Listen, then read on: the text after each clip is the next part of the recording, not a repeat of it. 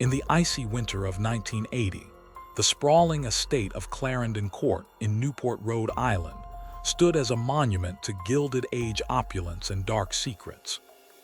Behind the limestone walls of this oceanfront mansion, a tragedy was unfolding that would captivate the entire nation and expose the rotting core of high society. A beautiful heiress lay in a coma from which she would never wake, and the man accused of putting her there was her own husband, a Danish aristocrat with a taste for the finer things in life. This was not merely a domestic dispute gone wrong, but a calculated game of chess played with insulin needles and millions of dollars.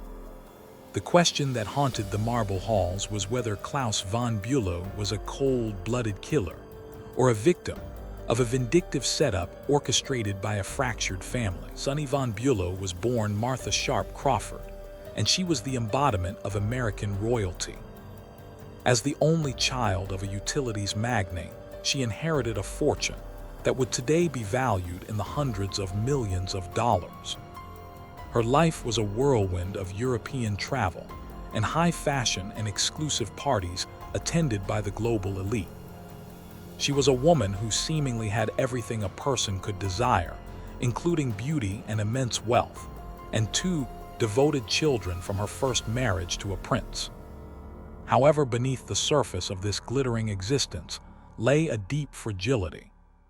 Sonny struggled with bouts of depression and low blood sugar, and a growing dependency on prescription medications that would eventually play a central role in the legal battles to come. Claus von Bulow entered the picture as a charming and sophisticated figure from the British and Danish social circles. He was tall and imposing with an air of old-world aristocracy that appealed to Sonny after her divorce. They married in 1966, and for a time, they were the golden couple of the international set. Claus worked as an assistant to the oil tycoon J. Paul Getty, but his primary occupation soon became managing the social calendar and the domestic affairs of his wealthy wife. To the outside world, they appeared to be the perfect match, but inside the walls of their Fifth Avenue apartment and their Newport estate, the marriage was crumbling under the weight of boredom and infidelity. By the late 1970s, the relationship between Claus and Sonny had deteriorated into a cold war of silence and resentment. Claus had grown tired of what he perceived as the neurotic demands of his wife, and he sought comfort in the arms of other women. His most significant affair was with Alexandra Isles, who was a soap opera actress and a socialite in her own right. Alexandra made it clear to Claus that she would not remain a mistress forever, and she issued him an ultimatum to leave Sonny or lose her. This pressure cooker of emotional turmoil set the stage for the events that prosecutors would later describe as a desperate attempt by Claus to liberate himself from his marriage while keeping the Crawford fortune intact. The first ominous sign of trouble appeared during the Christmas holiday of 1979 at the Clarendon Court estate. The family had gathered to celebrate the festive season, but the atmosphere was thick with tension. Sonny appeared weak and uncoordinated, and her speech was slurred and disjointed. Her maid Maria Schralhammer watched with growing alarm as Sonny drifted in and out of consciousness.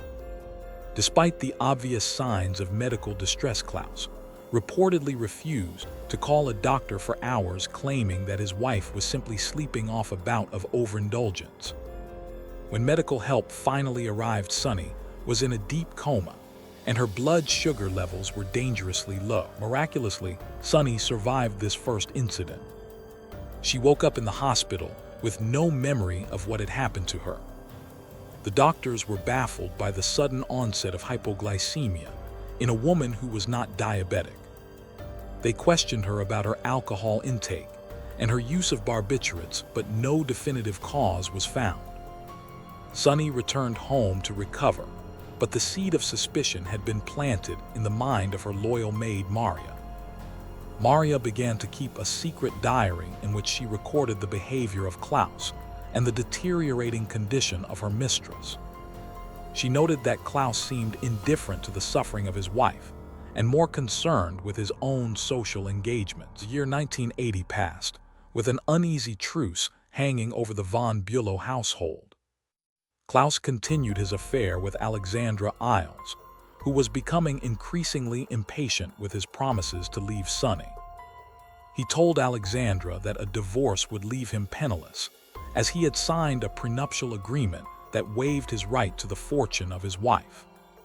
The only way for Claus to maintain his lavish lifestyle was to remain married to Sonny or to inherit her wealth upon her death. This financial reality would become the cornerstone of the prosecution case against him. The tension in the house was palpable as the family prepared for another Christmas in Newport. On December 21, 1980, the nightmare repeated itself with terrifying precision. Sonny was found unconscious on the marble floor of her bathroom at Clarendon Court. The air was cold, and the house was silent as the emergency crews rushed her to the hospital. This time, there would be no miraculous recovery.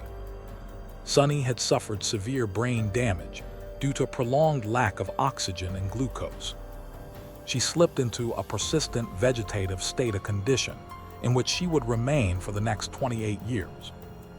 She was alive in the biological sense, but the vibrant woman known as Sonny was gone forever. Maria Schralhammer was devastated by the tragedy, and she immediately voiced her suspicions to the adult children of Sonny from her first marriage. Prince Alexander von Auersperg and Princess Annie Laurie, usually called Ala, were horrified by the implications. They had never been close to their stepfather Claus, and they found his behavior during the crisis to be cold and calculating. Maria told them about the delay in calling for help during the first coma, and she shared her observations of a black bag that Claus kept locked in his closet. The children decided that they could not sit idly by while the man they believed responsible for the condition of their mother walked free. Alexander and Ala hired a private investigator and a former district attorney named Richard Cuh to look into the matter. They conducted a secret search of Clarendon Court while Claus was away. In the closet of their stepfather, they found the black vinyl bag that Maria had described. Inside the bag, they discovered a collection of prescription drugs and a used hypodermic needle and a bottle of insulin. This discovery was the smoking gun they had been looking for. They handed the evidence over to the Rhode Island State Police, who launched a full-scale investigation into the actions of Claus von Bülow. The forensic analysis of the needle found in the black bag revealed traces of insulin and amobarbital, which was a sedative. The prosecutors theorized that Claus had injected Sonny with a lethal cocktail of drugs to induce a hypoglycemic coma that would look like a natural death. They believed he had tested the method in 1979 and failed, and then perfected his technique in 1980. The motive was clear and simple. Claus wanted to be free to marry Alexandra Isles, and he wanted the $14 million he stood to inherit from the estate of his wife. In 1980, one Claus von Bulow was indicted on 2 counts of attempted murder. The trial of Claus von Bulow began in Newport in 1982, and it was a media sensation unlike anything the quiet coastal town had ever seen. Reporters from around the world descended on the courthouse to cover the proceedings, which featured a cast of characters straight out of a mystery novel. The prosecution painted a picture of Claus as a greedy and heartless villain who watched his wife slip into a coma not once, but twice, without lifting a finger to help her. They called Maria Schralhammer to the stand, and her testimony was damning. She described how Claus had ignored her pleas to call a doctor, while Sonny lay gasping for air. Alexandra Isles also testified for the prosecution, and her appearance was a pivotal moment in the trial. She told the jury about the ultimatum she had given Claus and his desperation to resolve his marital situation. Her testimony provided the emotional motive that the jury needed to understand why a man would kill his wife. The defense tried to argue that Sonny had brought the condition upon herself through her abuse of alcohol and pills and sweets. They suggested that she might have injected herself with insulin in a suicide attempt or for weight loss, but their arguments failed to sway the jury. After 6 days of deliberation, the jury returned a verdict of guilty on both counts of attempted murder. Claus von Bulow remained stoic as the verdict was read, but the courtroom erupted in chaos. He was sentenced to 30 years in prison and released on a $1 million bond pending appeal. The conviction seemed to be the end of the road for the Danish socialite. He was branded a monster by the press and shunned by the society that had once embraced him. However, Claus was not ready to give up. He hired a new legal team, led by the brilliant and aggressive Harvard law professor Alan Dershowitz. Alan Dershowitz saw the case not as a lost cause, but as a complex puzzle of medical evidence and constitutional rights. He believed that the private search conducted by the stepchildren and the private investigator had violated the rights of Claus, although this argument would ultimately be secondary to his attack on the medical evidence. Dershowitz and his team of law students began to dismantle the case of the prosecution piece by piece. They focused on the black bag and the insulin-encrusted needle, which was the linchpin of the conviction. They questioned the chain of custody and the scientific validity of the tests performed on the needle. The defense team discovered notes from the private investigator Richard Cuh that had not been shared with the defense during the first trial. These notes suggested that the black bag might not have contained insulin during the initial search by the family. This raised the possibility that the evidence had been planted or tampered with to frame Claus. Dershowitz argued that the stepchildren had a financial motive to see Claus convicted, as it would remove him from the will and ensure they inherited the entire fortune. This narrative flip turned the accusers into the suspects in the eyes of the public. The most significant breakthrough for the defense came from the medical experts they consulted. They challenged the assertion that the coma of Sonny was caused by an insulin injection. They pointed out that the insulin levels in her blood were high but not consistent with an exogenous injection. They argued that her coma could have been caused by a combination of her existing health issues, including reactive hypoglycemia and her excessive use of aspirin and alcohol and beta blockers.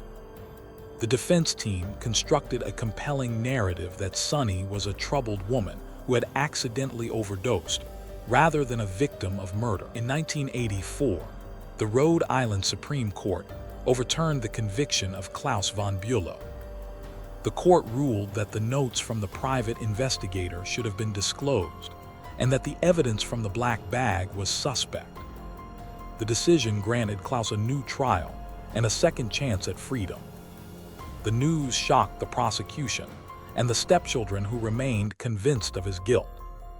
The stage was set for a second showdown in the courtroom, but this time the defense would be ready with a more sophisticated and aggressive strategy. The second trial began in Providence in 1985, and the atmosphere was markedly different. Claus was no longer the silent observer he had been in the first trial.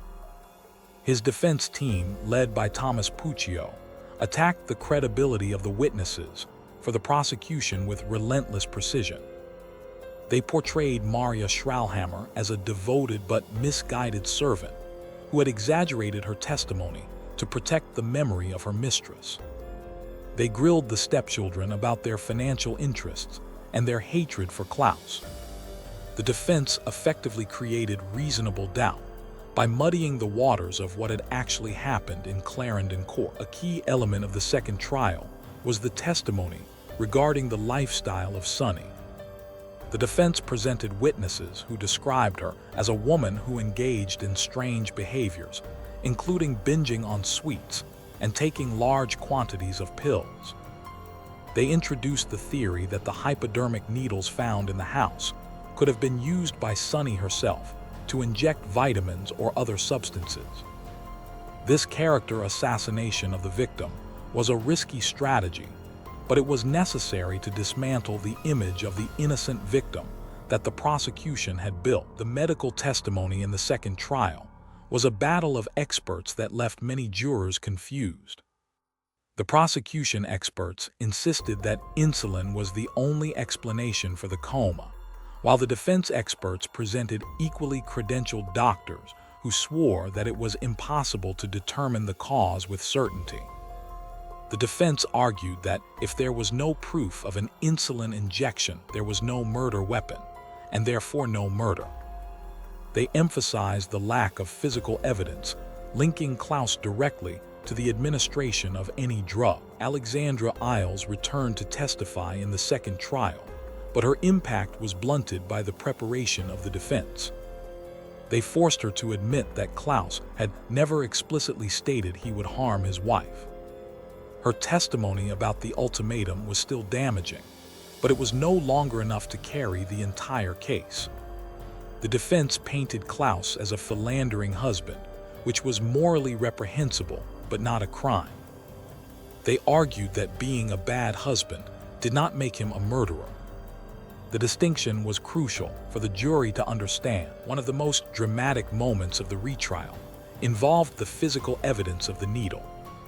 The defense experts demonstrated that the needle had been wiped clean in a way that suggested it had been dipped in insulin rather than used for an injection. They argued that if Claus had injected Sonny, there would have been traces of human tissue or blood on the needle, but there were none. This scientific detail cast a long shadow of doubt over the primary piece of evidence that had convicted Claus in the first place. As the trial drew to a close, the jury was left with two competing narratives. One was a story of greed and betrayal, where a husband tried to kill his wife for money. The other was a tragedy of self-destruction, where a depressed woman accidentally ended her own life through a toxic combination of substances. The burden of proof was on the prosecution, and the defense had successfully poked holes in every aspect of their case. The jurors deliberated for days, weighing the complex medical data and the conflicting testimonies. On June 10, 1985, the jury returned their verdict. Claus von Bulow was found not guilty on all counts. The courtroom was stunned into silence before a murmur of disbelief rippled through the crowd. Claus maintained his composure as he had throughout the ordeal. He was a free man in the eyes of the law, but the court of public opinion remained divided. Many believed that he had simply bought his way out of a conviction with high-priced lawyers and expert witnesses. The acquittal did not bring closure to the family or to the public. Following the acquittal, the stepchildren of Sonny filed a massive civil lawsuit against Claus for $56 million. They were determined to ensure that he would not profit from what they believed was the attempted murder of their mother. The civil case dragged on for 2 years and threatened to bankrupt Claus, who had already spent a fortune on his legal defense. In 1987, a settlement was reached.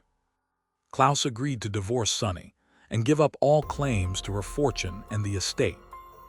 In exchange, the lawsuit was dropped, and he agreed to leave the country. Claus von Bülow left the United States and returned to London, where he resumed his life as an art critic and socialite.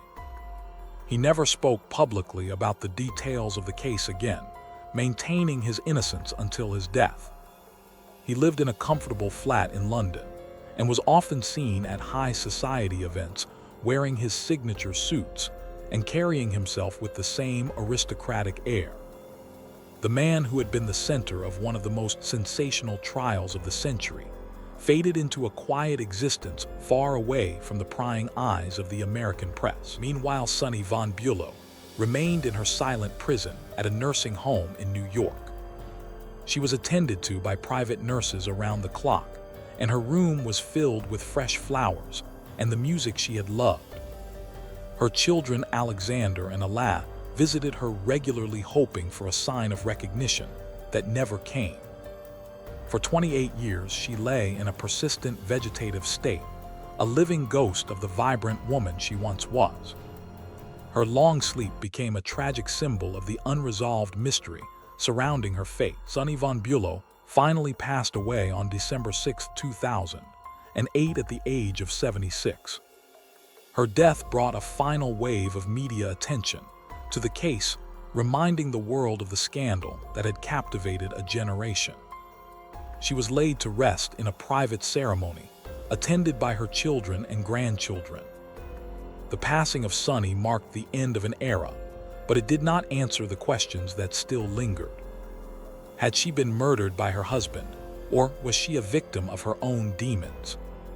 The truth was buried with her. The legacy of the von Bulow case was cemented in popular culture by the book Reversal of Fortune written by Alan Dershowitz and the subsequent film adaptation. The movie starred Jeremy Irons as Klaus and Glenn Close as Sonny, and it brought the story to a new audience. Jeremy Irons won an Academy Award for his chilling portrayal of the enigmatic Klaus. The film presented the legal battle in fascinating detail, but it left the ultimate question of guilt or innocence open to interpretation, mirroring the ambiguity of the real-life events. Today, the mansion of Clarendon Court still stands on the cliffs of Newport, a silent witness to the tragedy that unfolded within its walls. The case remains one of the most famous legal battles in American history, studied by law students and true crime enthusiasts alike. It exposed the dark underbelly of wealth and privilege, showing that money cannot buy happiness or safety. The story of Claus and Sonny von Bulow is a cautionary tale about the destructive power of greed and the secrets that can destroy even the most perfect-looking lives. As we look back on the scandal, we are left with a haunting puzzle that may never be fully solved. The evidence was contradictory, the witnesses were compromised, and the science was inconclusive. Claus von Bulow took his secrets to the grave when he died in 2019, leaving us to wonder about the true nature of the man behind the aristocratic mask. Was he a misunderstood husband, wrongly accused, or a brilliant sociopath who got away with murder? In the end, the only person who knew the truth was Sonny, and she was silenced long before her heart finally stopped beating.